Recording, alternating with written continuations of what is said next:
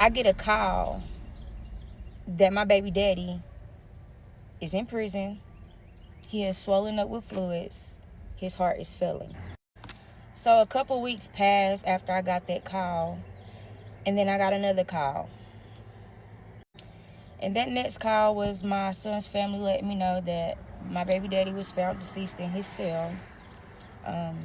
He swelled up with fluids and he choked on his own fluid. And she get a FaceTime call from my dude's homeboy, and he's crying. And y'all, this man says, I don't want to go to jail. I don't want to go to jail. I'm scared. Yeah, I got more money than I have ever had in my life. Everything is everything. It's time for me to get out the game. And she turned her camera around and she shows me that the feds have her house surrounded. And when I walk in, I see my mom's feet hanging from under my kitchen table. And she is unresponsive.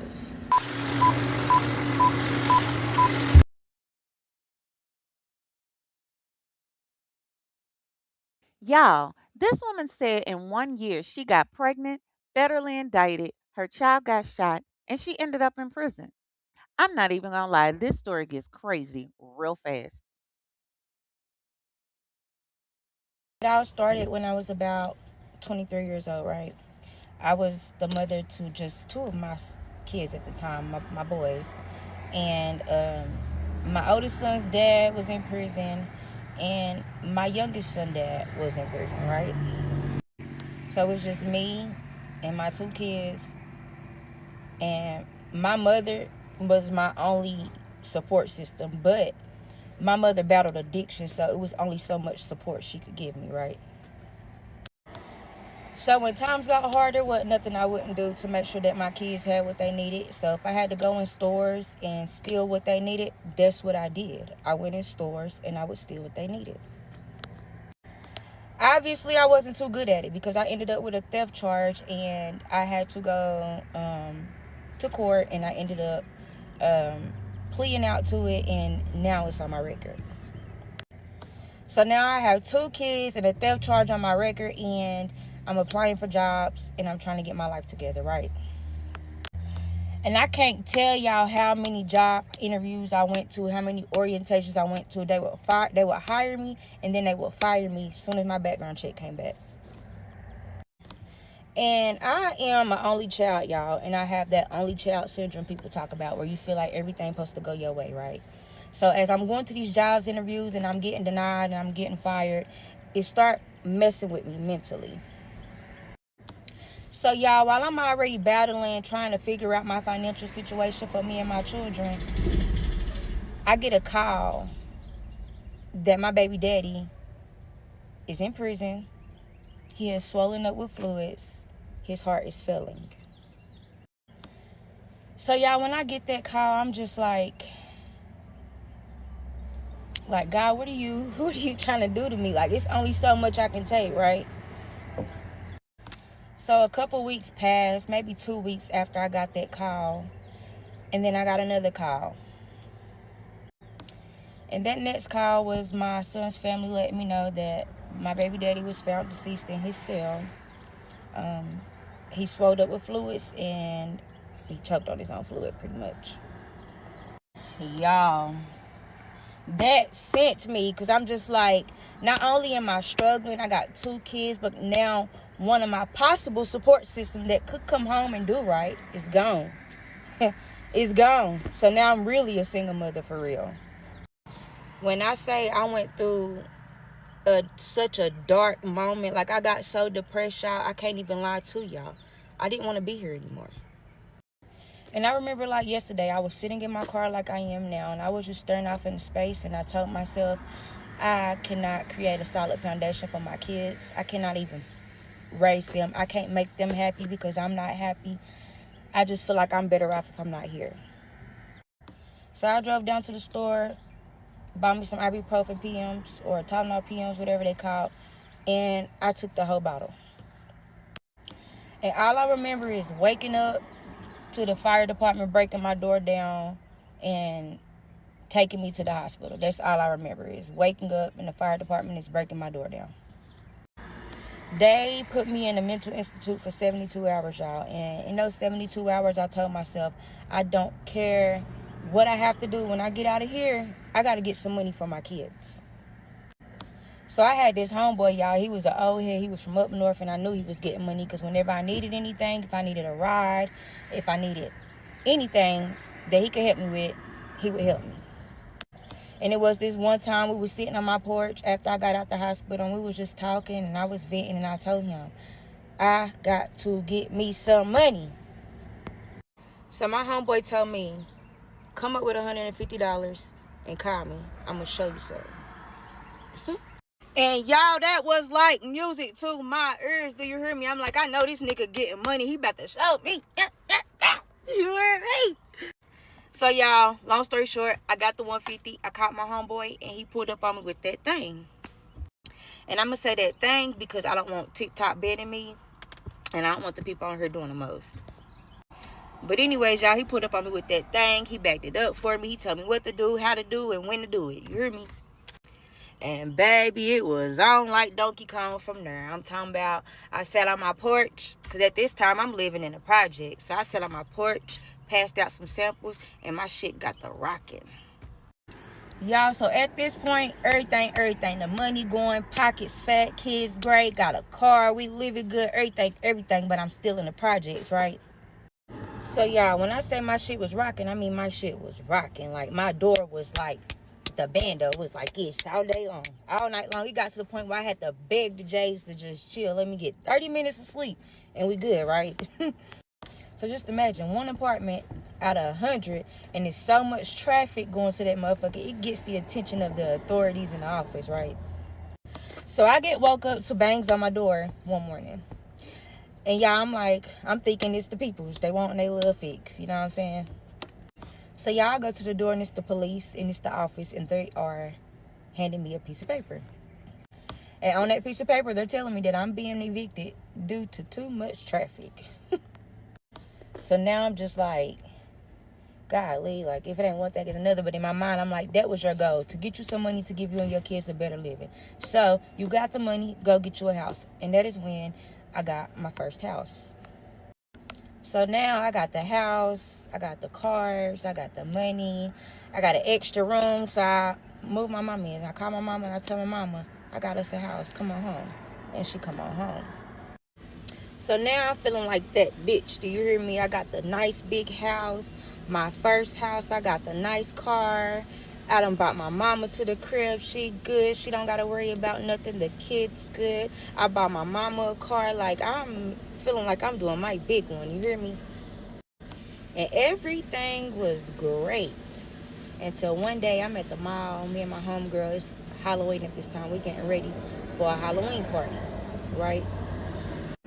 So after I leave the mall, I go home so I can shower and get dressed and get ready for this party, right? And as I'm pulling up at home, I realize that my door is wide open. And when I walk in, my house is very disoriented. Like, it's a mess, as if kids have been running around here unsupervised, right? So at the time, my youngest son, he was about 2 or 3. And I asked them where their nana is. Where is your nana? Because she's supposed to be watching y'all. And y'all, I was not prepared for what I was about to see. But as I walk further into my house, I see my mom's feet hanging from under my kitchen table. And she's laying under my kitchen table and she is unresponsive. And y'all, like...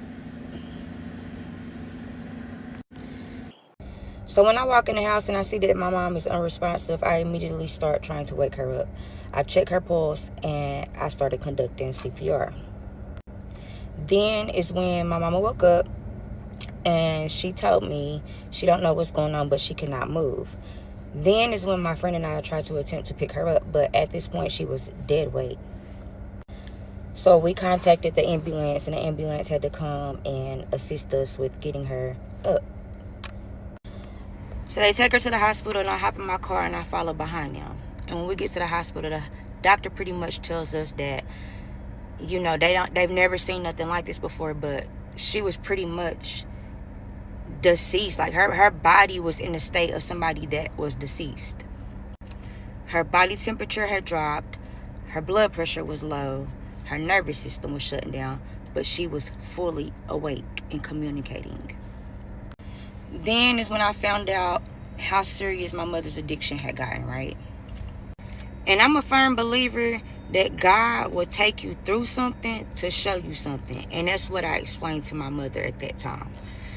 And she agreed that, you know, she was ready to get this life behind her. She was ready to get herself together. Until one night.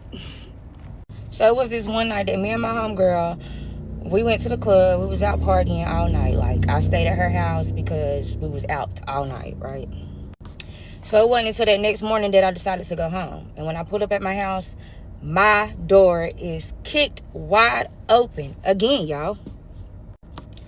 So I go in my house, I immediately go to my stash, and I realize all my money is gone. And I had a nice house. I had a big house, and it was a finished basement downstairs, and that's where I let my mama stay because it had a bedroom, a living room, and a bathroom, so she could have her own area. And that's where she was, watching my kids all night. Y'all, my mama told me she didn't hear anything. She didn't know anything was occurring. She just woke up. So I wanted to get police involved, but y'all, at this time, I'm in the streets. I don't got time to be messing with the boys. So I know I don't have cameras on my house, but I know my neighbors across the street do. So I go across the street to holler at my neighbors. And y'all will not believe who was on that camera kicking my door in. Y'all guessed it right. My mama. It was my mama. My mama had set this whole thing up to look like somebody had broken my house and took all my money. And I didn't look at these cameras or even get these camera footage until 2-3 days later when she wasn't around me. And y'all know I was so heartbroken because it was just like, dang, this is my mama. But then again, I have to remind myself, this isn't my mama. This is a monkey on her back that she's battling with. So I have to be considerate of that too. So at this point, I give my mama an ultimatum. It's either me or the streets, me or the drugs. And she chose herself. She chose herself, and I was proud of that because choosing herself, she decided to go to rehab. So me and a friend of hers found her a really nice rehab to attend. We get her signed up, and we get her, you know, into the program. So once I get my mama settled, I'm thinking about this loss I just took, and I'm telling myself, I gotta get me some more money for my kids. So y'all, one day I go to the utility board to pay my light bill, and as I'm walking into the utility board, this car pulled up to me and stopped me, and it was this guy. And y'all, I ain't the type of woman that think just because a nigga barking at you that you gotta bite. So y'all know what I did? I kept walking. So as I'm walking, I keep hearing this nigga barking, but I'm hearing his accent too, and it rings a bell. This nigga from up north. And knowing the situation I'm in and what I got to do, yeah, let me turn around and politic with this nigga because I'm pretty sure he got what I need. So, y'all, I turn my little self around. I walk up to his car, and me and this nigga get to talking. He asked me what I'm in here doing. I told him I'm here paying my bill, and he asked me how much my bill was. I told him some outrageous prices that wasn't even the price. Like, I mean, duh, why wouldn't I? And he dropped his glove department to get that money, and all I seen was bricks of money, y'all. And all I heard in my ear was ding, ding, ding, ding, ding, ding, ding. Bitch, you scored. So me and this man exchange numbers, and we get to talking, we get to kicking it, and everything going smooth. So me and this nigga, we kicking it, we vibing, nothing too serious, but y'all know when y'all get the vibing and the chemistry is there, y'all know what that leads to.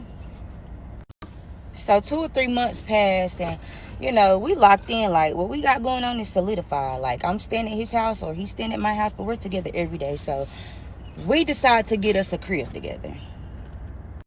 I know, moving in with somebody after 2 or 3 months is crazy, but y'all, I was young and dumb. So y'all, me and this man found us a house together, and we move in together, and everything is going great. I'm talking about, I'm up dog shit. I got more money than I have ever had in my life. So then is when I had to take a step back and reflect. Like, I got in that game with the motive, with the objective. I had to go, and I've accomplished that goal. I got me and my kids out the projects. My pocket's good. I'm up dog shit. I got me a good nigga. He's up. The kids good. Everything is everything. It's time for me to get out the game. So yeah, I did exactly that. I got out the game. Like, I was done. I was no longer in the streets. I was no longer out here committing a crime.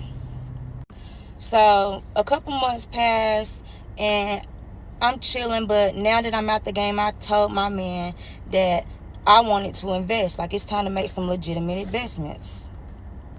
So we sit down and talk, and we decide to go up north where he from and purchase a home and start flipping houses, because up north you can get the house cheaper, remodel it, and flip it. So that's exactly what we did. We went up north and we purchased the house, and we up there, we meet the people that do the roof, we meet the people that do the windows, and we get in this house remodeled. And y'all, I'm feeling like on a cloud. Like, I'm feeling so accomplished. I'm feeling like, I'm really making a positive turnaround with something that I was doing that was such a negative thing. Like, I'm feeling real good. But y'all know, when y'all get the feeling too good and it feels too good to be true, likely it's too fucking good to be true. So one day, me and my dude, we ride around the city or whatever, and he gets a call. And y'all, his phone is up to his ear, but he got his volume up so loud I can hear what's being said on the other end. And the caller is one of the people that he does business with. And all I heard on the end of that call is that somebody has died. Me and my dude, we riding around the city, and he get a phone call. And on that other end of that phone call, it is somebody that he does business with. And she's telling him that somebody has died. So y'all, like, when he hang up the phone, I'm instantly like, what's going on? Like, everything okay? And he like, yeah, everything cool. And he don't tell me nothing, right? All I know is he told me we got to go back home. We got to go back home and see what's going on. So we get all the way back home, and he pulls up on his peoples. They chop it up, and he come back home, and he tell me what's going down. So he comes home, and he tells me that somebody that he does business with sold product to someone, and they did the product, and now they are unalived. Y'all, when I say I freaked out, because I'm like, okay, I don't know what you dealing with and what you got going on, but at this point, it's time for you to get out the game and stop dealing with this, because shit is about to get real. But when you're dealing with a man, or when you're dealing with somebody that has issues with ego and egotistical, you can give them all the knowledge in the world, good knowledge at that, and they won't take it into consideration, all because they have too much pride. So instead of him taking heed to what I'm telling him, he brings somebody else down here from up north to start running. And he didn't just bring anybody. He brought a young nigga that ain't never had shit, okay? And y'all know how them young niggas that ain't never had shit act. They want to be flashy, wear the fake jewelry, the fake designer, go in the store and pay for something that costs $5 and pull out a wad of money. Just hot shit. And I know at this point I should have got the fuck on. And that was my plans until one morning I woke up and I just wasn't feeling like myself. I was feeling nauseous, my head was hurting, I was pretty much feeling sick to my stomach.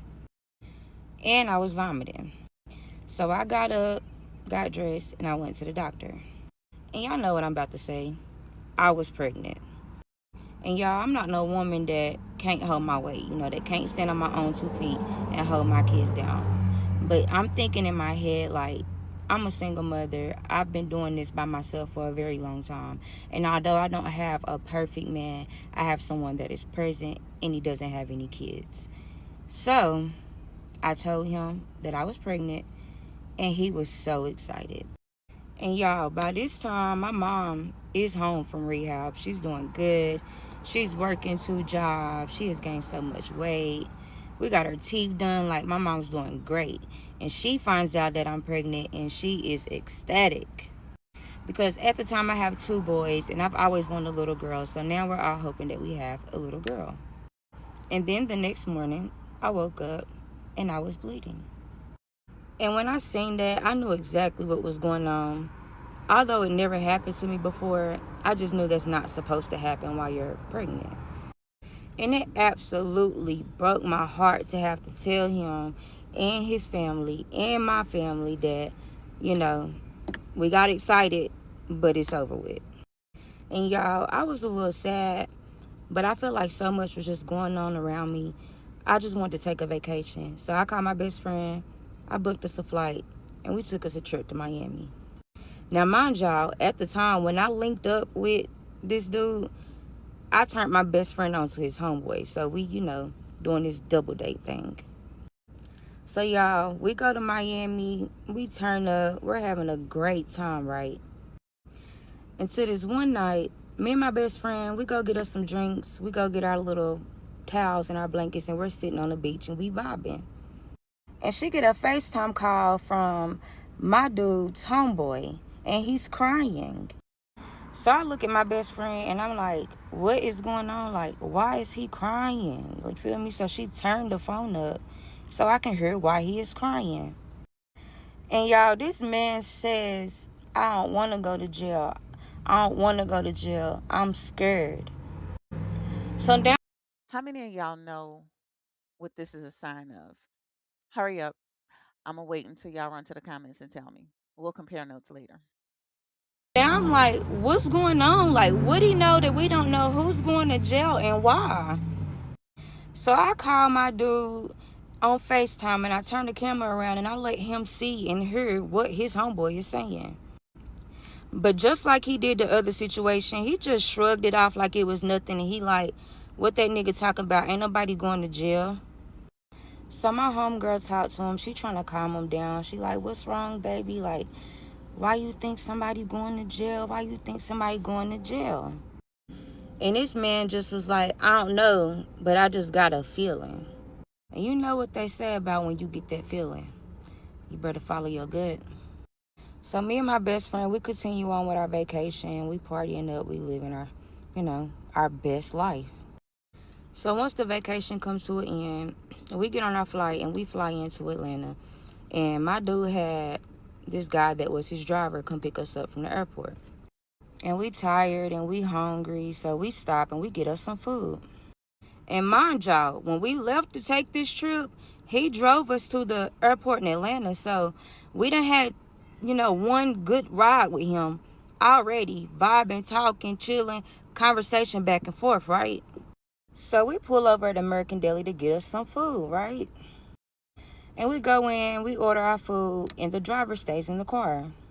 So as we go to pay for our food, we realize that we forgot our wallets in the car. So my best friend goes outside and she walks back to the car. And when she comes back, y'all, she is furious. So I'm like, damn, what's going on? You good? Like, what happened?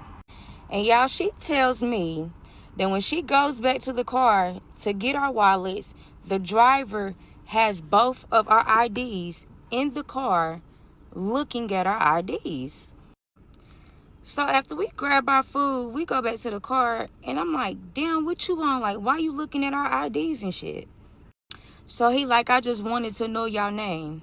So in my mind, it's not making any sense to me, because I'm like, we have been riding in the car with you for 3 hours from our city to the airport, and we've been in the car with you for 2 hours as of right now, and you mean to tell me you don't know our names, and we've been conversating and kiki and ha-ha and saying each other names back and forth?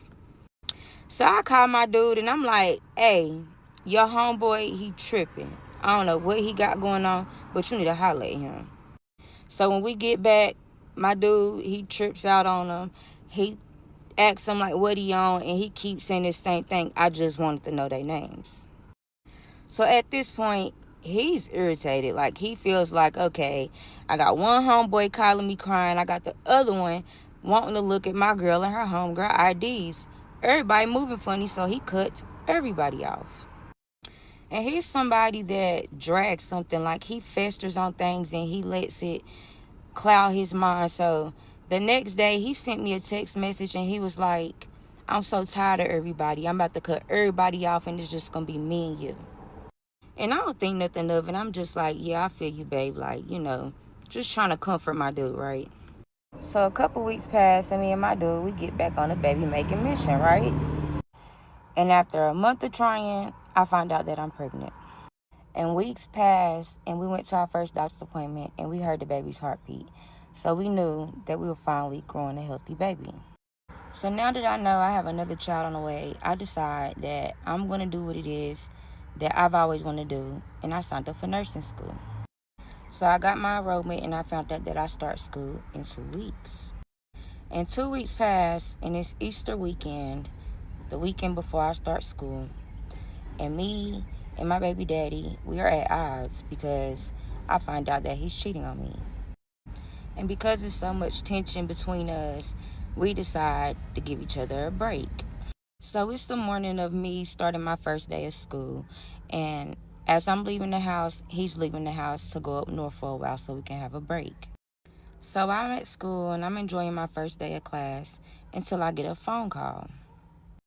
And y'all, it's my best friend on a FaceTime, and she turned her camera around and she shows me that the feds have her house surrounded.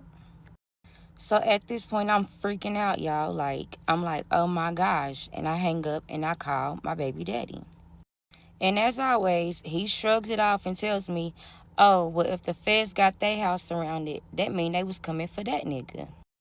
So I'm like, nigga, you stupid. If they was coming for that nigga, then they was coming for you. I'm about to go to my crib.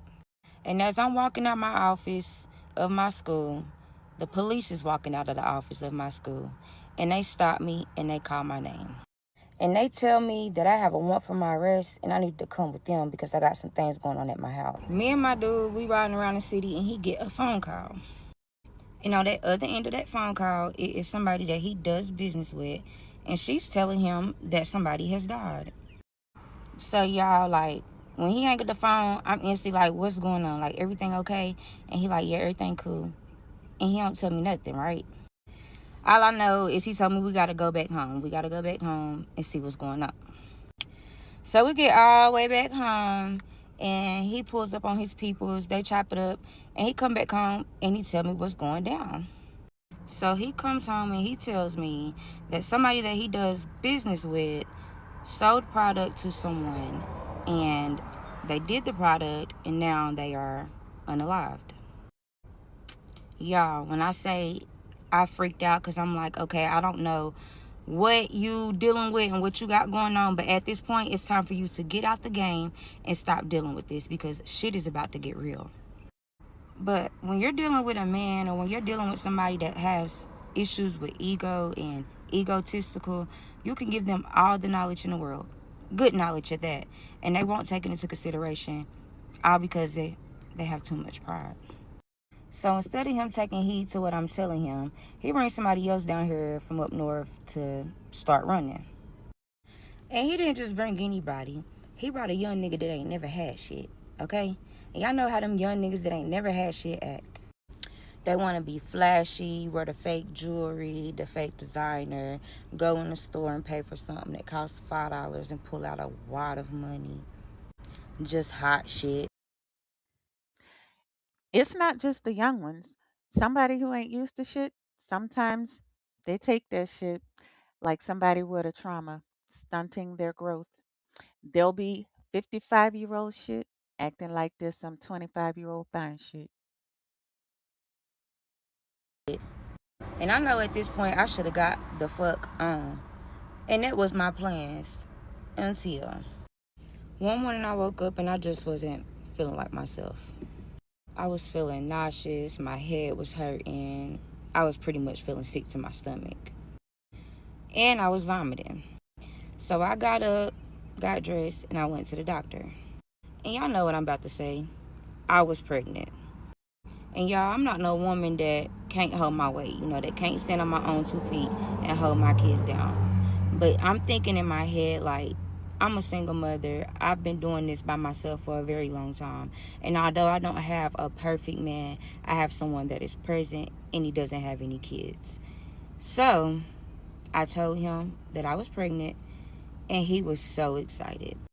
And y'all, by this time, my mom is home from rehab. She's doing good. She's working 2 jobs. She has gained so much weight. We got her teeth done. Like, my mom's doing great. And she finds out that I'm pregnant, and she is ecstatic. Because at the time, I have 2 boys, and I've always wanted a little girl. So now we're all hoping that we have a little girl. And then the next morning, I woke up, and I was bleeding. And when I seen that, I knew exactly what was going on. Although it never happened to me before, I just knew that's not supposed to happen while you're pregnant. And it absolutely broke my heart to have to tell him and his family and my family that, you know, we got excited, but it's over with. And y'all, I was a little sad, but I felt like so much was just going on around me. I just wanted to take a vacation. So I called my best friend. I booked us a flight, and we took us a trip to Miami. Now, mind y'all, at the time when I linked up with this dude, I turned my best friend on to his homeboy. So we, doing this double date thing. So y'all, we go to Miami. We turn up. We're having a great time, right? Until this one night, me and my best friend, we go get us some drinks. We go get our little towels and our blankets, and we're sitting on the beach and we vibing. And she get a FaceTime call from my dude's homeboy, and he's crying. So I look at my best friend and I'm like, what is going on? Like, why is he crying? Like, feel me? So she turned the phone up so I can hear why he is crying. And y'all, this man says, I don't want to go to jail. I don't want to go to jail. I'm scared. This is the dude you should not be in this type of business with. Homie is definitely not made for the streets. So now I'm like, what's going on? Like, would he know that we don't know who's going to jail and why? So I call my dude on FaceTime and I turn the camera around and I let him see and hear what his homeboy is saying. But just like he did the other situation, he just shrugged it off like it was nothing. And he like, what that nigga talking about? Ain't nobody going to jail. So my homegirl talked to him. She trying to calm him down. She like, what's wrong, baby? Like, why you think somebody going to jail? Why you think somebody going to jail? And this man just was like, I don't know, but I just got a feeling. And you know what they say about when you get that feeling. You better follow your gut. So me and my best friend, we continue on with our vacation. We partying up. We living our best life. So once the vacation comes to an end, we get on our flight and we fly into Atlanta. And my dude had this guy that was his driver come pick us up from the airport. And we tired and we hungry, so we stop and we get us some food. And mind y'all, when we left to take this trip, he drove us to the airport in Atlanta. So we done had, one good ride with him already, vibing, talking, chilling, conversation back and forth, right? So we pull over at American Deli to get us some food, right? And we go in, we order our food, and the driver stays in the car. So as we go to pay for our food, we realize that we forgot our wallets in the car. So my best friend goes outside and she walks back to the car. And when she comes back, y'all, she is furious. So I'm like, damn, what's going on? You good? Like, what happened? And y'all, she tells me that when she goes back to the car to get our wallets, the driver has both of our IDs in the car looking at our IDs. So my first thought was he's a narc. What was y'all? So after we grab our food, we go back to the car, and I'm like, damn, what you on? Like, why you looking at our IDs and shit? So he like, I just wanted to know y'all name. So in my mind, it's not making any sense to me, because I'm like, we have been riding in the car with you for 3 hours from our city to the airport, and we've been in the car with you for 2 hours as of right now. And you mean to tell me you don't know our names, and we've been conversating and kiki and ha-ha and saying each other names back and forth? So I call my dude and I'm like, hey, your homeboy, he tripping. I don't know what he got going on, but you need to holler at him. So when we get back, my dude, he trips out on him. He asks him like what he on, and he keeps saying the same thing. I just wanted to know their names. So at this point, he's irritated. Like, he feels like, okay, I got one homeboy calling me crying. I got the other one wanting to look at my girl and her homegirl IDs. Everybody moving funny, so he cuts everybody off. And he's somebody that drags something. Like, he festers on things and he lets it cloud his mind. So the next day, he sent me a text message and he was like, I'm so tired of everybody. I'm about to cut everybody off and it's just going to be me and you. And I don't think nothing of it. I'm just like, yeah, I feel you, babe. Like, just trying to comfort my dude, right? So a couple weeks pass, and me and my dude, we get back on the baby making mission, right? And after a month of trying, I find out that I'm pregnant. And weeks passed, and we went to our first doctor's appointment, and we heard the baby's heartbeat. So we knew that we were finally growing a healthy baby. So now that I know I have another child on the way, I decide that I'm going to do what it is that I've always wanted to do, and I signed up for nursing school. So I got my enrollment, and I found out that I start school in 2 weeks. And 2 weeks passed, and it's Easter weekend, the weekend before I start school. And me and my baby daddy, we are at odds because I find out that he's cheating on me. And because there's so much tension between us, we decide to give each other a break. So it's the morning of me starting my first day of school. And as I'm leaving the house, he's leaving the house to go up north for a while so we can have a break. So I'm at school and I'm enjoying my first day of class until I get a phone call. And y'all, it's my best friend on a FaceTime, and she turned her camera around and she shows me that the feds have her house surrounded. So at this point, I'm freaking out, y'all. I'm like, oh my gosh. And I hang up and I call my baby daddy. And as always, he shrugs it off and tells me, oh, well, if the feds got their house surrounded, that mean they was coming for that nigga. So I'm like, nigga, you stupid. If they was coming for that nigga, then they was coming for you. I'm about to go to my crib. And as I'm walking out my office of my school, the police is walking out of the office of my school. And they stop me and they call my name. And they tell me that I have a warrant for my arrest and I need to come with them because I got some things going on at my house. And come back for part 2 for the rest. So I'm walking out the classroom, and as I'm walking out the classroom, the police is coming out of the office of my school, right? All I hear is my name. And when I turn around, the officers tell me that I have a warrant for my arrest, but they also tell me that I got some things going on at my house, so I need to come with them, right? So, y'all, I get handcuffed. He put me in the back of his police car, and he drive me up to my house, which is like about 5 minutes away at this time. And I got to take it back just a little bit because I forgot a very important detail. So, y'all, my baby daddy had this brother, right? And his brother was on drugs really, really bad. And he ended up getting in trouble, and he went to jail, right?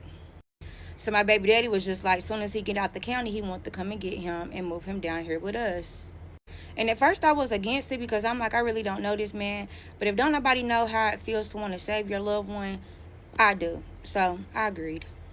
So his brother is living with us, and he's not involved in anything that his brother have going on. He's pretty much just in the house, chilling, getting back to himself, and helping me watch the kids while I go to school. So when I pull back up to my house, y'all, they got my baby daddy brother in the backseat of the police car, and both of my boys is sitting on the porch passing the football.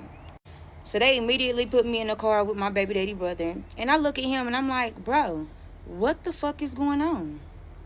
So he proceeds to tell me that he heard a knock on the door. He went to go answer it. Before he could open it, they kicked the door in, right? And when they kicked the door in, they showed him a warrant and they pulled everybody outside, including the kids. So I'm telling him like, well, I mean, what are they looking for? Because it ain't nothing in there, right? Y'all, this man give me a look. And before he could answer my question, the detective opened the back seat of the car and took me out. So he gets me out the car and we walk to the back of the car. And on the back, I see a couple of cell phones that belong to me and my kids, right? So he proceeds to ask me, like, is these your cell phones? And I'm like, 2 of them belong to my kids. The other ones aren't mine, so whatever. And he asks me for my code. So I'm like, I'm not giving you the code to my phone. Like, what is any of this even about, right? So he pulls out some paperwork and he shows me United States versus blah, blah, blah. So he tells me that he has a warrant for my baby daddy's arrest. He's been federally indicted. And he also has a search warrant to search my home to find anything that can help them with their case. So I'm popping shit, y'all. I'm like, well, it ain't nothing in there. Y'all not going to find anything in my house, so y'all turn my house up for nothing. And then he pulls out this big-ass bag. And in that big-ass bag, he pulls out another big-ass vacuum seal bag full of drugs. Y'all, I about lost my shit. I instantly was like, That's not my shit. That's not my shit, whatever. So then he tells me that they found these drugs in my house. The house is in my name. And because my children were in the home, they are taking them in until they can get him in custody and he takes ownership for the drugs. So, y'all, in my mind, I'm like, this nigga knew not to have shit in my house, yet he went against everything I said and left shit in my house. And now I'm about to be held accountable for it. This nigga got me fucked up. So they tell me that if I tell them where he is, they will release my kids to me and allow my mama to come and pick them up, right? So in my mind, I'm like, just tell them some bullshit just to get them out your face so they'll let your mama come and get your kids, right? So I give them the address to the house that we purchased up north, not thinking anything of it, right? Mind y'all, this is a house where the floor is falling in. There's no plumbing. Like, it is not safe for anybody to occupy this home at the moment. So he walks off and he makes the call, and then he comes back and he hands me my phone and says, call your mom. She can come and get your kids. So in my head, I'm like, these stupid motherfuckers think I done fucking gave them the right information, but whatever. So fast forward, I end up going to the county jail. They took me and they took his brother. They charged me with failure to appear, and they charged him with simple possession because they found like a blunt roach in his room, right? But at the time, I'm not knowing that I'm not being charged with what he told me I was being charged with. I'm thinking the worst. So I get down to the county jail. I get booked. I call my grandparents, and I'm like, listen, this is what's going on. I don't know how much my bond is going to be, but whatever it is, make it. I got y'all. So, y'all, as I'm sitting in the drunk tank, so many people are coming in that cell. I'm talking about every time I turned around, there was another person coming through that mud. So I'm sitting here. I'm not really talking to nobody because I'm frustrated. I'm in my head. I'm just waiting on my bond to be made. But then I hear these girls talking, and I hear them say they got, basically saying that they got my baby daddy.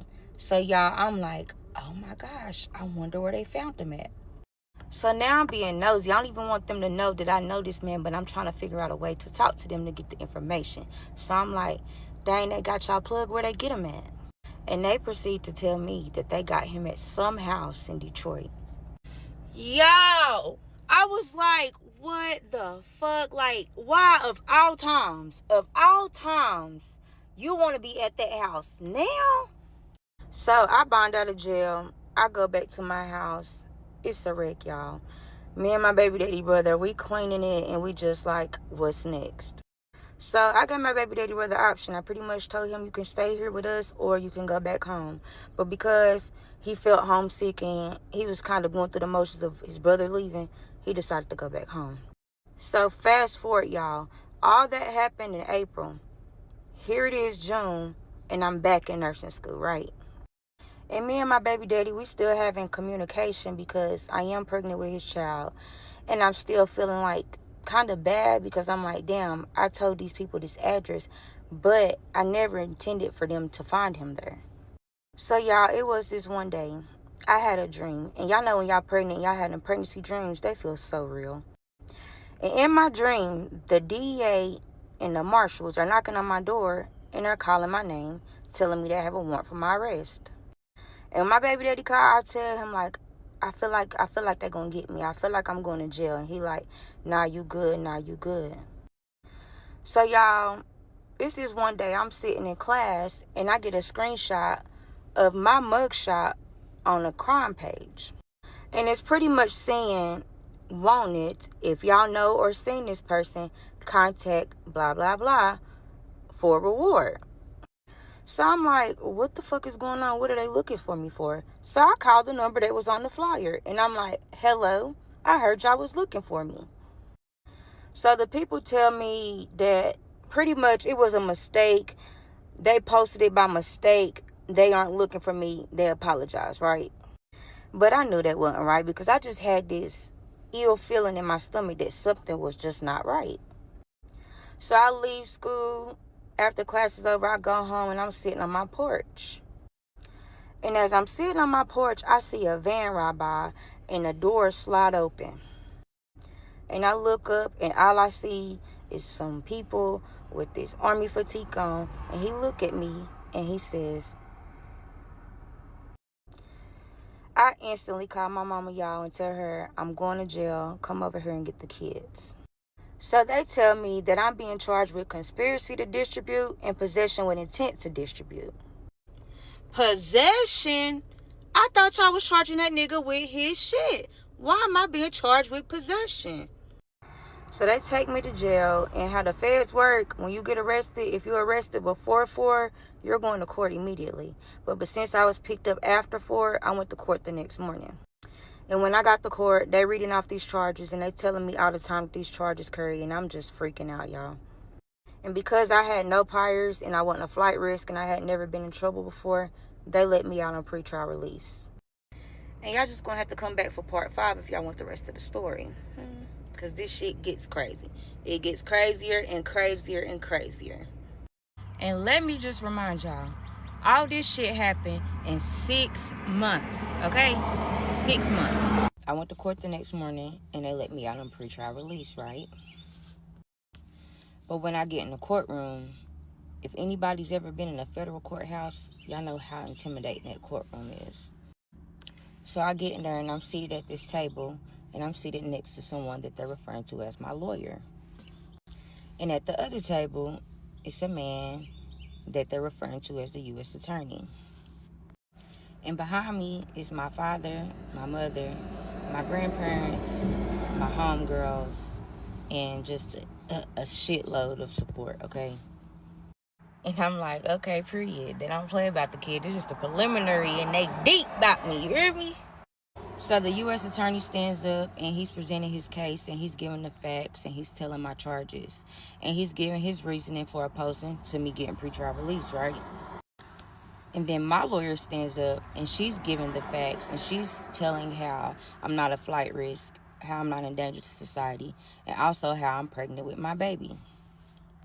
But then she proceeds to mention that I gave corroboration to the government, which assisting them arresting the head defendant of the case. So now I'm feeling a little hopeful that maybe this can play into my favor.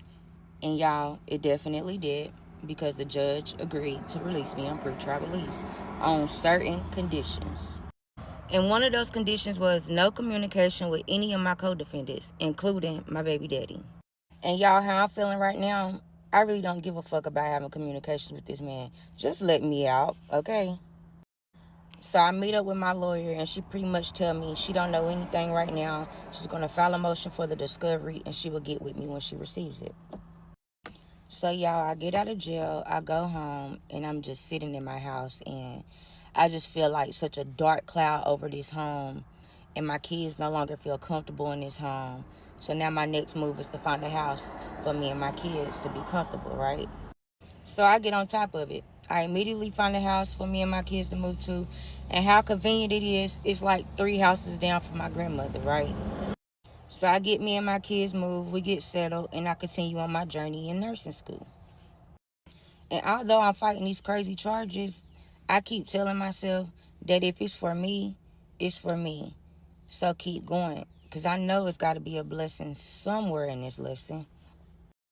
So yeah, I remember one day I was sitting in class, right? And I get an email from my doctor's office telling me that they have the results of my genetics test, right?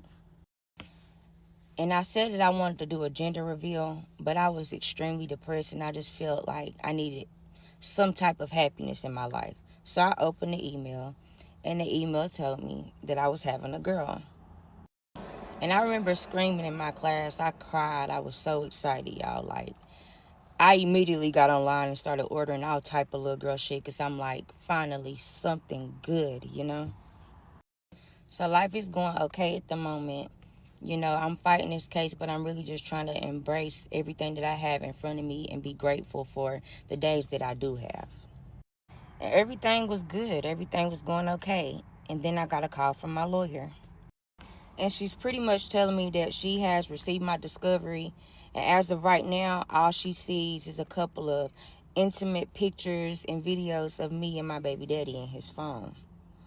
So I'm thinking, like, if that's all they got, they don't really got no case. I should be good, right? No. She calls back a couple of days later after the discovery fully downloaded, and she proceeds to tell me that they have a bunch of text messages showing that I enabled in this conspiracy, right? So we make an appointment and I come to her office so we can sit down and go through all this evidence, right? And as we're going through this evidence, there's a text message from my baby daddy that he sent to my phone. And that message is stating, I'm so tired of everybody.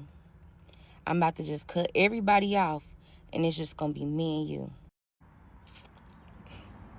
And y'all, I told y'all when he sent the message back then, I didn't think nothing of it at the time.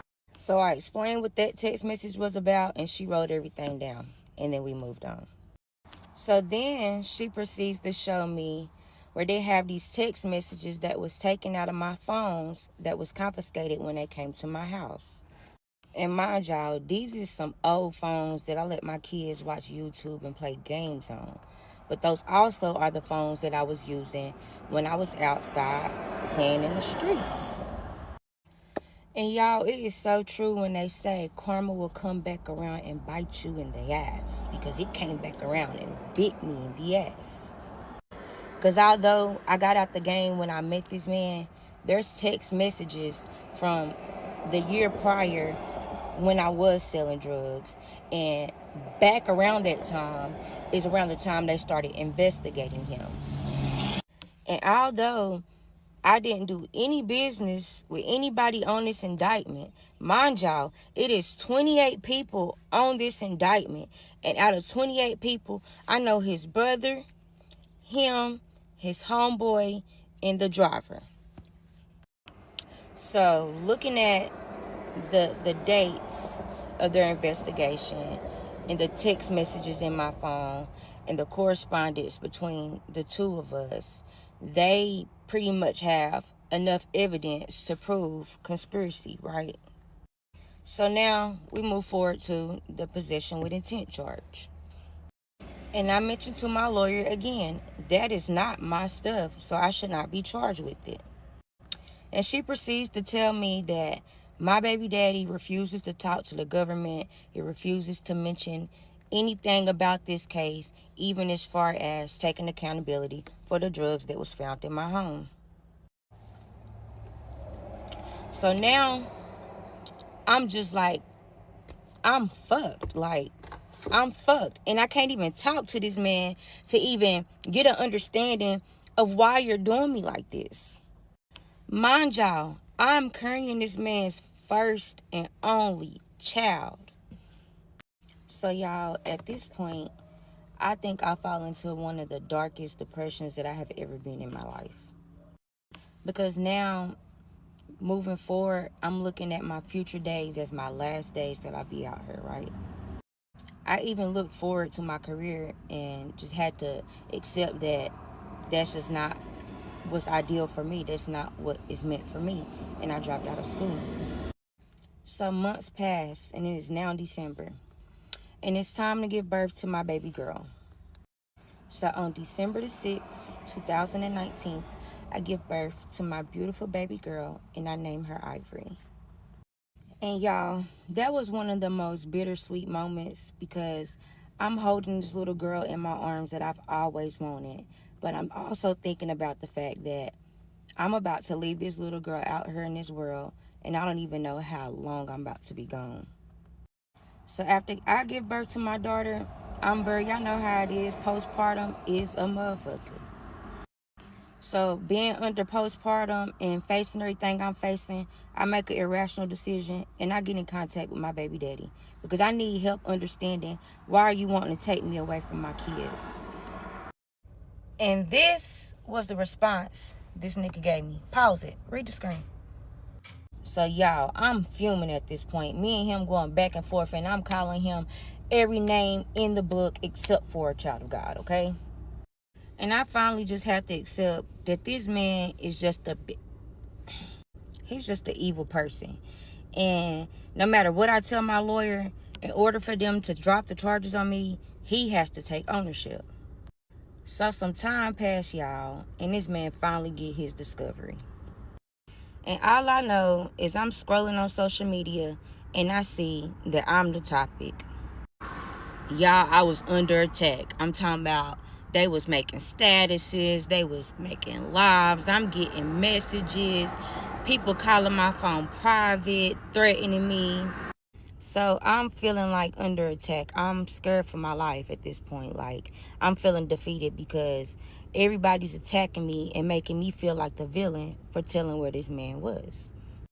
And I'm just trying to understand, why would you put this statement out? What is your hidden motives when you decided to do this? And when they say that back door always open, they wasn't lying. Y'all wouldn't believe what this nigga did. Y'all gonna have to come back for part 6 to hear this plot twist. Like I was saying, y'all won't believe what this nigga did. This nigga had some bitch he was fucking come to the jail and take pictures of my statement and post them all on social media, right? Mind y'all, he got his full discovery. So he has every statement and every piece of evidence they have against him, including the statement that the driver gave. Mind y'all, the driver was picked up before anybody and he was released to work as a confidential informant. Not to mention, he has another statement from the girl that called his phone that day. And in her statement, she's informing the DEA that she was given the drugs by my baby daddy that she served to the person that OD'd, right? He got the statement from the homeboy that was calling while we was on the beach crying, talking about he's scared to go to jail, seeing that he was forced to come down here and work, and that my baby daddy pretty much like held him hostage type shit. See, this right here is why I was taught if you're going to do wrong, do it by yourself. And if you can't do it by yourself, at least make sure your partner rather cut off his leg than snitch on you. My Lord. So you got all these statements and all this evidence of the people that you brought around you, the people that you brought down here to build this organization with, working against you and working with the DEA to pretty much build this case against you. But you want to punish me for giving the address to a property that we purchased together that was never occupied, and you end up occupying it and getting found there. But hold on though, y'all. Let me rewind a little bit. Because after I got that call from my homegirl that the feds had her house surrounded, I called my baby daddy immediately and told him this is what's going on. And instead of this Billy Bob Thornton looking ass nigga getting his shit and getting the fuck out of Dodge like I told him to, he riding around Detroit smoking weed, and this nigga go by the house that we purchased, and that's when he got spotted.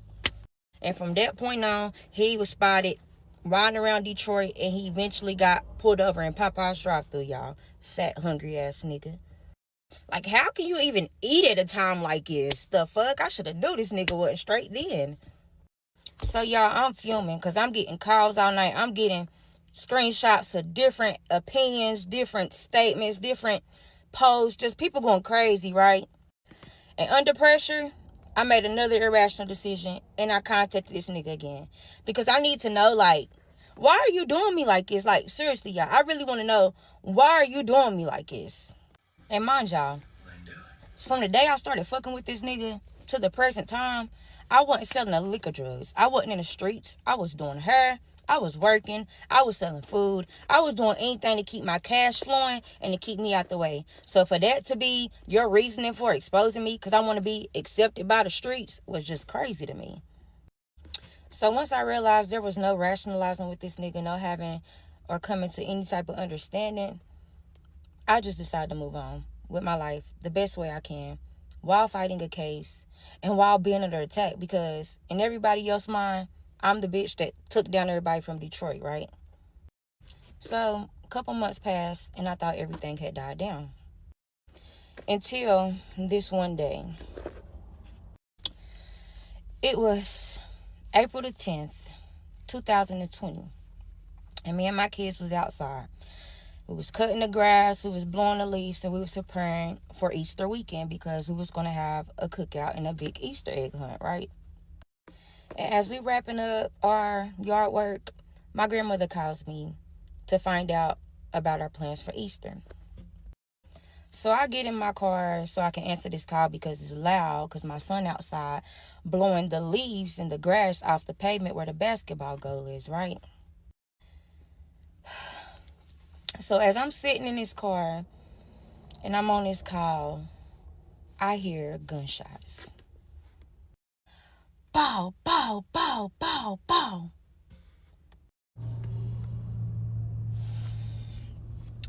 And it happened so fast that my first reaction was to duck. Mind y'all, I'm sitting in the car. So immediately when I hear the gunshot stop, I open my car door and I jump out.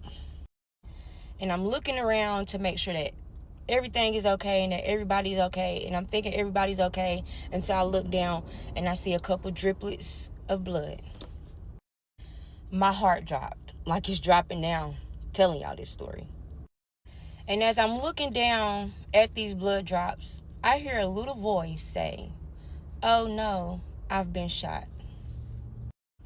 And I look up and I look at my 5-year-old son, and he's standing in front of my garage, and all I see is his shoes is covered in blood, and I start screaming.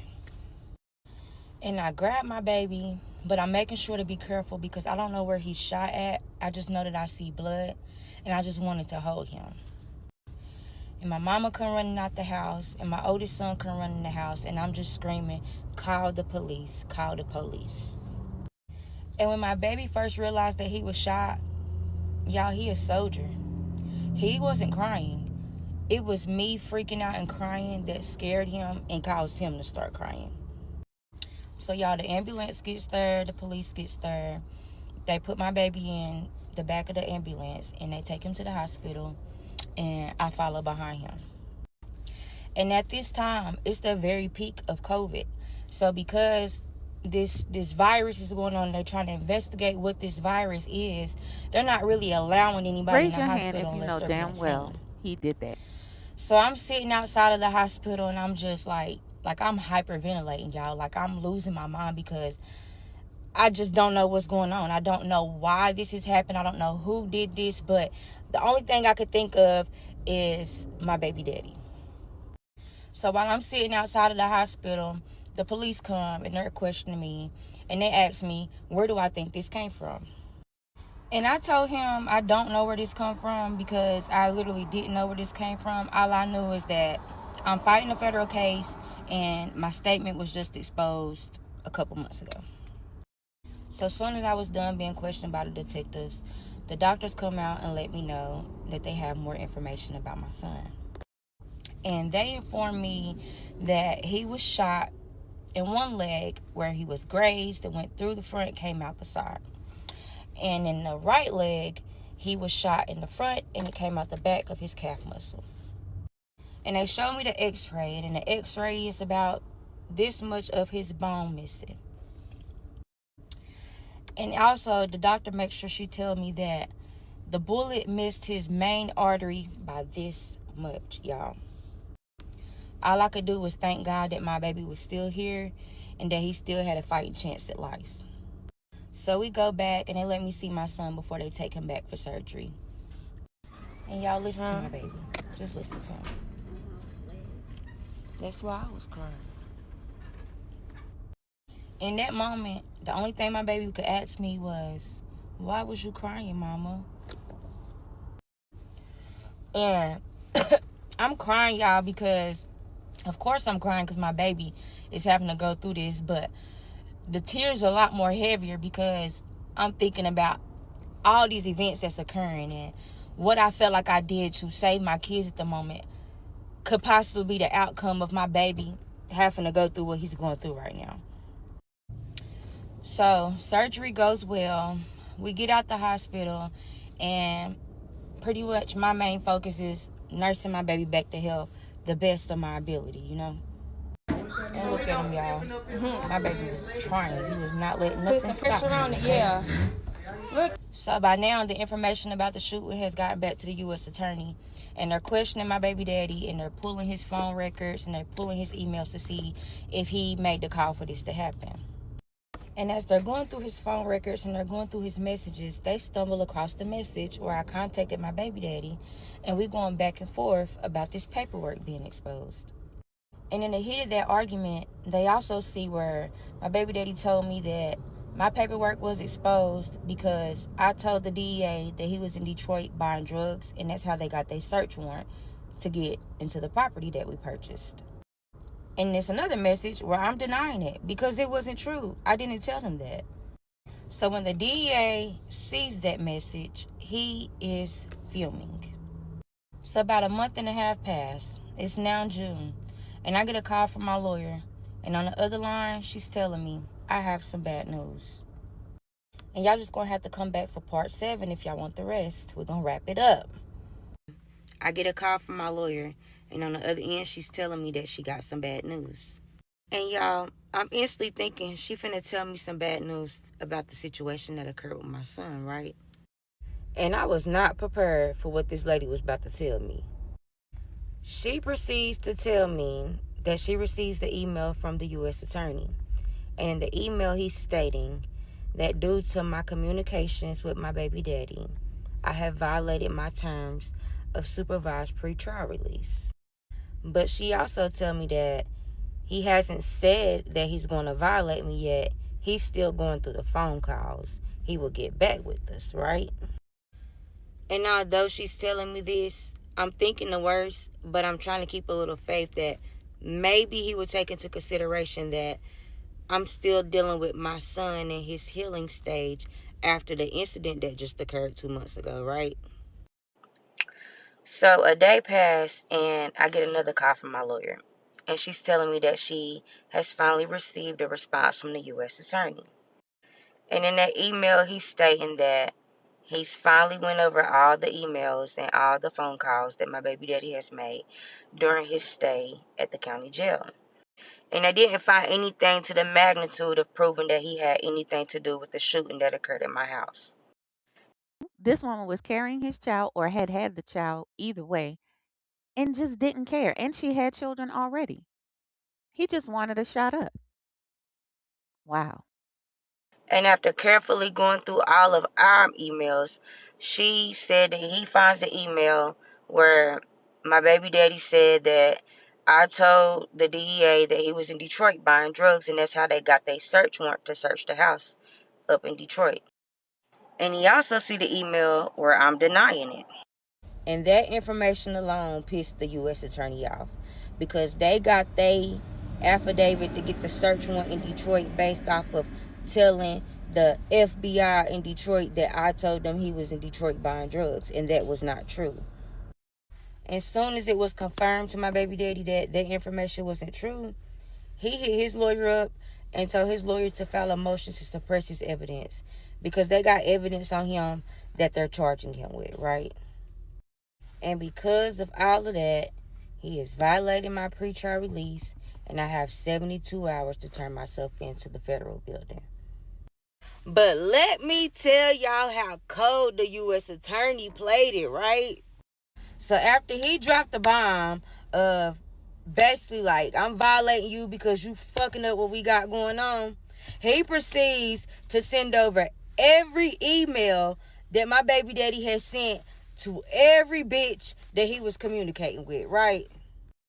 Y'all, this man was talking about me like a dog. I'm talking about I was every fucking thing but the name my mother gave me, okay? And y'all, he telling so many different females the exact same shit that he used to tell me. But not only that, he telling these girls like I took him down and I took all his homies down and everybody taking him down, and that's why he didn't fuck with me like that, and I was just a bitch he was using, and that's why he left the drugs in my house, yada yada yada. So the U.S. Attorney pretty much was like, yeah, bitch, you want to play with us and this nigga playing with you type shit, right? But my heart was broken, y'all, like, because after I hung up that phone call, I gotta break it to my kids and to my son, who's already scared and already going through so much, that I fucked up and I gotta leave y'all. So me, my grandmother, and my mother, we get together and we start getting together my affairs and the arrangements for my kids. And we agreed that my grandmother is going to get guardianship of my kids, but right now they're just going to stay with my mom at my house because the transition will be a little more normal for them. So as these 72 hours is going by, y'all, I feel like I'm having an out of body experience. Like, I feel like I'm here, but I'm not here. Like, but I'm just trying to take in everything and trying to enjoy every moment with my kids while I can. So June 7th came, and it was time for me to turn myself in. And all my friends and my family, we all gather at my house that morning and we say our farewells. And then we meet up at the courthouse and I walk myself in. And that probably was one of the hardest things I had to do because as I'm walking in that building, I'm looking back at my family and I'm just like, when will I walk out these doors, y'all? Because I haven't even signed my plea yet. So I get there and we go immediately in the courtroom because I have to have a pretrial revocation hearing. And before we get in here, my lawyer telling me like, I feel like we got a chance of probably getting your pretrial reinstated, blah, blah, blah. Like, she giving me hope, but I had a feeling in my stomach like, this is it. This is time to get this shit over with. So I get in the courtroom and y'all, it's this magistrate judge that I've never seen. Like, it's a woman and baby, did she not come to play, okay? So once again, the U.S. attorney is stating his case and he's presenting why I'm being violated for my pretrial. And my lawyer stands up and she's stating her case and why she feels that I should be reinstated. She mentions my daughter that I just gave birth to, and she mentions the fact that my son was just shot in a drive-by shooting. But then she caught herself trying to spice it up and make it sound good, right? And she proceeds to tell this magistrate judge that it is still under investigation of if my baby daddy had something to do with my son being shot. So I needed to be home to protect my kids, right? Y'all, this magistrate judge ate me up and spit me out, okay? She told me that after hearing everything that she needed to hear, she feels like I'm in danger to society because I failed to protect my kids, because with the suspicions of my baby daddy having something to do with my son being shot or causing all these threats to come my way, I still decided to communicate with him. I felt like the scum of the earth, y'all. Like, I felt like the worst mother in the world once this lady was done reading me. And after she was done reading me, she dropped the mic and told me, you will be held without bond, okay? So I get in this cell, y'all, and a part of me is like, I'm really sad, y'all, because all I can think about is that little voice in my head saying, oh no, I've been shot. And all I can picture is this little bitty, innocent, beautiful baby that God blessed me with in this storm. And my oldest son, who has always just been a mama's boy, and now he has to be without his mama. Like, y'all, I had a mental breakdown. And after I had that mental breakdown, I told myself, chin up, chest out, let's get this shit over with. So about 6 months passed, y'all, and I'm in this county jail in Osceola, Georgia. And the way that this jail is set up, they got all the women over in the quarantine unit. So we see all the new commits that's coming in. So me and the girls, we all in the window because, you know, we trying to see a new face. And y'all, guess who came walking their ass through that motherfucker? My baby daddy, y'all. And for some reason, this nigga was so excited to see me, y'all. Like, this nigga came walking up to the window like shit sweet. And I'm just looking at him. So later on that day, I'm laying in my cell reading a book. And one of the CEOs came, knocked on my door, and she passed me a note. And opening that note and reading the contents of that note, I felt like it was Christmas, y'all. Like, this nigga told me that he finally wrote a letter to the U.S. attorney, and he told the U.S. attorney that everything was his. So, y'all, I'm geeked. Like, finally some good news, y'all. So I jump up and I instantly call my lawyer. And at this point, I start feeling like the universe is just working against me, because y'all would not believe what this lady said.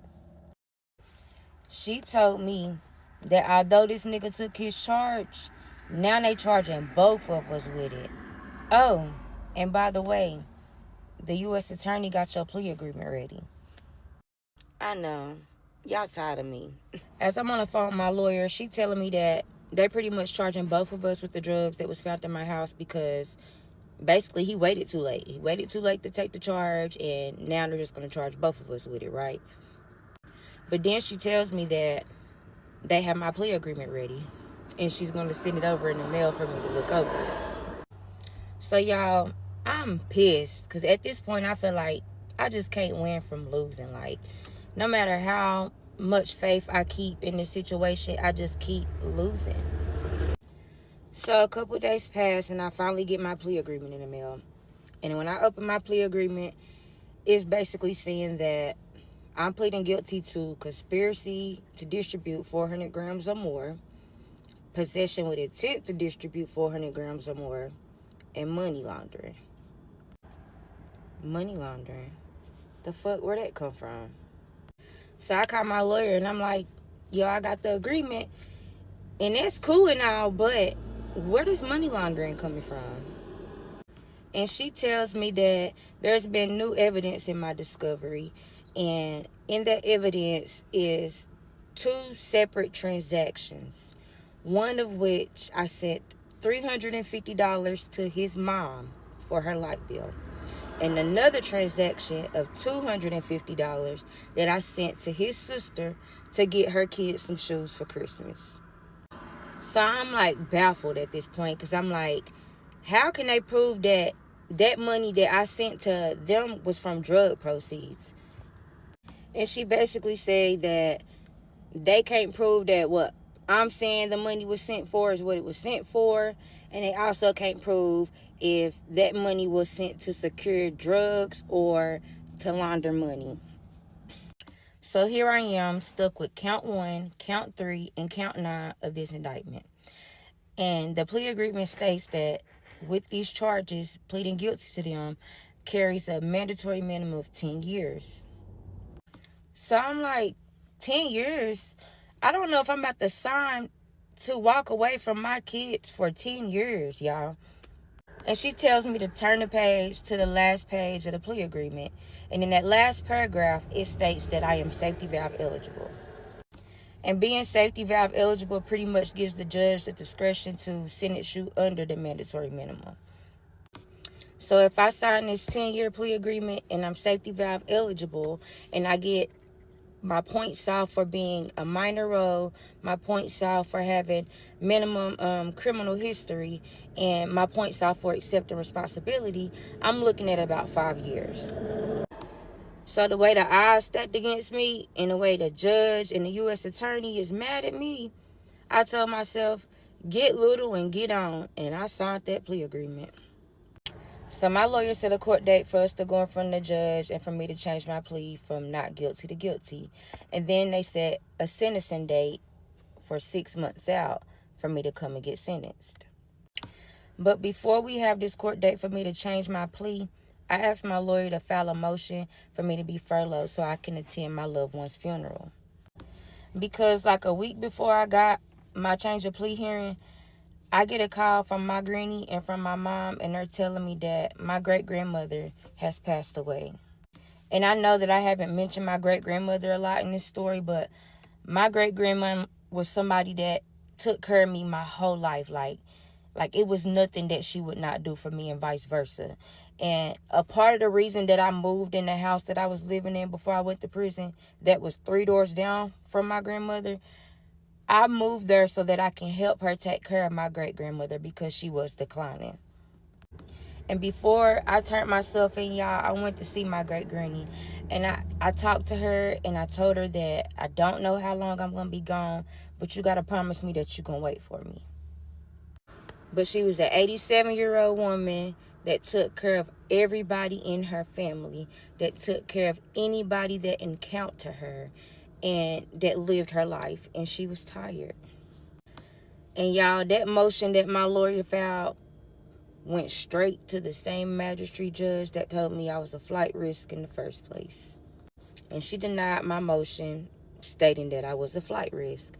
So I had to attend my grandmother's funeral via Zoom. So I go in front of the judge and I changed my plea from not guilty to guilty. And they set my court date for 6 months out. And in these 6 months, I'm really just trying to stay focused, think positive, stay prayed up. But I'm also grieving. But not only am I grieving, I'm dealing with the news of finding out that my mother has relapsed. And now that my mother has relapsed, my grandmother takes my kids and they're staying with her full time now. So I'm an emotional wreck, y'all. I'm up and I'm down. I'm happy and thinking positive, but then I'm depressed and I'm grieving. And I got these people, these other women in this unit with me, and they fighting some of the same charges that I'm fighting. And some of them got the same 10-year mandatory minimums. And they going to court and they coming back from court and they getting 8 years and 7 years and 10 years. And I'm just like freaking out. And although I'm battling all these things and I'm going through all these different things, I still stay strong within my faith. And I'm telling myself that no matter what these girls got, no matter what these people got going on, what's for me is going to be for me. And I know that God is not taking me through all this for this to be my destiny. And so when people coming in and they asking me how much time you looking at, I never claim no more than 5. I'm getting 4. I'm getting 4. I'm getting 4. And I don't know why I kept telling myself that I was getting 4, but it was something in my heart that just laid that on me, that I was not about to be gone away from my kids for no longer than 4 years. So 6 months down the line comes February 2022. And by this time, I done been in the county jail for 2 years, y'all. So I'm preparing my letter because I told myself that when I got in this courtroom, I was going to lay my heart on the line. And I was going to take full responsibility for my actions. But I also was going to ask this judge for all the mercy that he can give me. So we get in this courtroom. And of course, the U.S. attorney stands up and he presents his case. And he's giving the facts of the case. And he's reading off the charges that I've pled guilty to. And because the way everything played out while I was fighting this case, I thought this man hated me, y'all. Like, I just knew in my heart that he was about to sock it to my ass for some reason. Because when I walked in that courtroom, I felt immediate intimidation. So after this man reads off all my charges and the facts of the case and the scope of the indictment, he stands up and he tells the judge all these great things about me, y'all. He's telling her how no matter what, I made sure I did the best to be the best mother that I could be to my kids. And he's telling the judge that no matter how many obstacles was thrown my way, I tried to stay focused in school and I tried to stay focused on my career. And he also states that he know that I'm a minor role to this case, but this lesson in this case that he want me to learn and for other women like me to learn is to stay away from guys like my baby daddy. And after he states that, he ends it with, we, the government, are asking for 48 months. I said, okay. And I look at my lawyer like, you next. And my lawyer stands up and she's giving me all my praises. Like, she is fighting with everything in her to help the judge understand that I'm not this person that this case has painted me out to be. And after she was done saying what she said, she asked the judge for 42 months. So now it's time for me. I stand up and I get my paper and I read my letter to the judge. And y'all, it was like a 2-page letter because like I said, I was laying my heart on the line. And after I read my letter to the judge took into consideration everything I said, everything the U.S. attorney said, and everything my lawyer said, and told us that she was going to meet us in the middle and sentence me to 44 months. Y'all don't understand how relieved I was to know that I've been gone for 2 years. 44 months at 85% is 33 months. Couple more months and I'm home with my babies, y'all. So after serving 36 months in a federal prison, on March 6, 2023, I was finally reunited with my babies. Thank y'all so much for taking out the time to listen to my testimony. Make sure y'all purchase my book, The Colors of Her Scars, dropping May 13th. Well, this one kept me on the edge of my seat the whole time. This was a doozy. But ultimately, she made it out on top. So I'm glad. All right. Talk to y'all later in the comments.